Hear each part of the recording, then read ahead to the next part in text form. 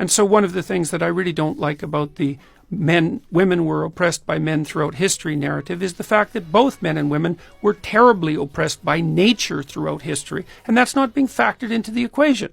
And I think that what men and women did for most of history, the decent ones anyways, was team up and partner up and try to make life the least amount of miserable for both. And yet we read this narrative backwards and we say, well, the reason that men and women weren't operating equally in the socio-cultural landscape was because men were oppressing them. It's like, sorry, no.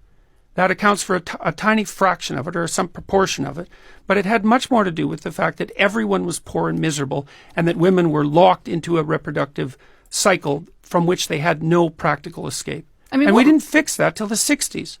Women didn't have all the rights that men had for quite a substantial amount of time, but it wasn't like most men had rights. Christ, what percentage of Eastern Europeans were serfs until 1850? The vast majority of people in the feudal ages were essentially slaves.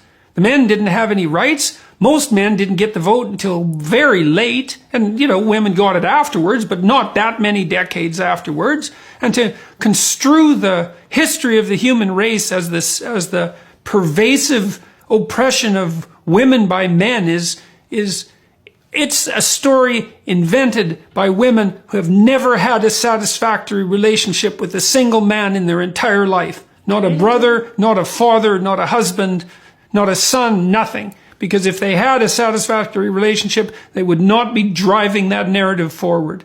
You really do believe that?